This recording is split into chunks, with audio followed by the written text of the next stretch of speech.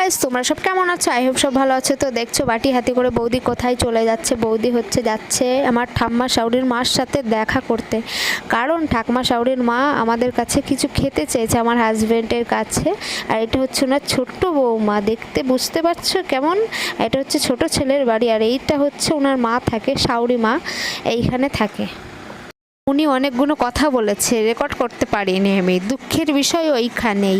এটা হচ্ছে ওনার শাশুড়ি মা, উনি মানে ফ্যানটা অফ করে রেখেছে। আমি হাজারবার বলছি চালাও চালাও, অনেক রিকোয়েস্টের পর ফ্যানটা চালালো। অতি শীঘ্রই বলল ফ্যান চালালে নাকি বিল উঠবে। ভগবান, আর কিছু বলার নেই এখানে।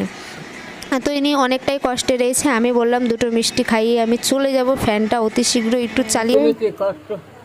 তোমার দেখতে আসলাম। ভালো আছো? ভালো আছো?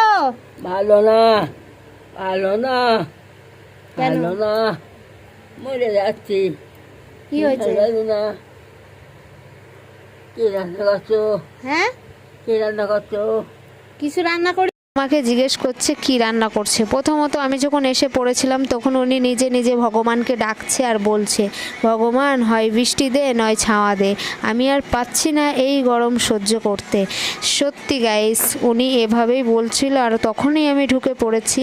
দুঃখের বিষয় তখন ওনার শাউরি ছিল, আমি ভিডিওটা নিতে পারিনি, নয়তো অন্যরকম ভাববে। তো আমি এখানে মিষ্টি নিয়ে এসেছি, যেটা খাওয়ানোর জন্য এসেছি সেটা আমি খাইয়ে তোরান চলে যাব। এখানে বেশি সময় আমি কাটাবো না, কারণ আমার বাড়িতে রান্না রয়েছে, আর আমি আর একটা রুগীকেও দেখতে যাব। তো এখানে বড় মাকে আমি নিজের হাতে খাইয়ে দিচ্ছিলাম, আর নিজের মতন আদর করে, নিজের মনে হচ্ছে নিজের ঠাকুমাকে কাছে পেয়েছি। আমারও ঠাকুমা ঠিক এমনই ছিল। দুঃখের বিষয় আমার ঠাকুমা বেশি দিন আমাদের কাছে থাকতে পারিনি। আর ইনার বয়স হচ্ছে, তোমরা শুনলেই চোখ মাথায় উঠে যাবে। তো বলছি ইনার বয়স হচ্ছে 110 চলছে। আর ইনার মেয়েরা বেঁচে আছে এখনও। বড় মেয়েটা মরে গেছে, এনার 3টে মেয়ে এখনও পরিমাণে বেঁচে আছে। এনার ছেলেরাও বেঁচে আছে, মেয়েরাও আছে বেঁচে। আর আমার নিজের ঠাম্মা শাশুড়ি, ইনার হচ্ছে মেজো মেয়ে, ইনার মতনই বয়স। আর ইনার ভগবান দুটো চোখটাই নিয়ে নিয়েছে, কারণ সব কিছু চলতে পারে, ফিরতে পারে, খেতে পারে, কথা বলতেও পারে, কিন্তু চোখ দিয়ে দেখতে পারে না। চোখের দুটো দৃষ্টি পুরো পরিমাণে ছানি পড়ে গেছে। দেখো কিভাবে বাচ্চাদের মতন খাচ্ছে, দেখলেই কিন্তু মায়া লেগে যাবে। কিন্তু কি করবে বলো, ভগবান না পাচ্ছে নিতে, না পাচ্ছে কিছু করতে। উনি কিন্তু অনেক পরিমাণে কৃষ্ণর ডাকছে যে কৃষ্ণ আমাকে তুলে নে, তোমার কাছে নিয়ে নাও। ওই দেখো ফ্যানটা পরিমাণে বন্ধ করে রেখেছে, তোমাদেরকে দেখাই। আর প্রচুর পরিমাণে আমি বসে আছি এখানে, কিন্তু অনেকটাই গরম লাগছে, গুমসে একটা গরম। পাশেই রান্নাঘর, রান্না করে তার ধোঁয়ার একটা মানে আগুনের একটা তাপের গরম, একটা আলাদাই একটা ব্যাপার।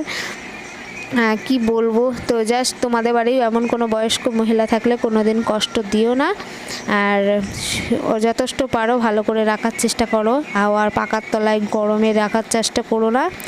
ওনারা একটু হাওয়াই খাবে। কারেন্টে আর কতটাই বিল পড়ে সারাদিনে বলো।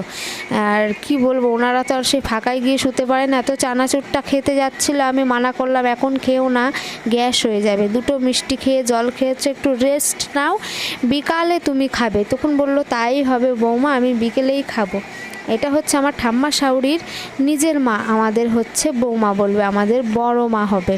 তো উনি আমার কথা মতন বেঁধে ওখানে রাখলো, বললো আরেকটু গল্প করো। আমি বললাম আমার গল্প করার সময় নেই, আমি বেশিক্ষণ থাকতে পারবো না, আমি চলে যাব। আমার হাতটা ধরে বলে, বৌমা যেতে হবে না, কৈলাস কেমন আছে, আমার হাজব্যান্ডের নাম ধরে বলে কেমন আছে, ভালো আছে।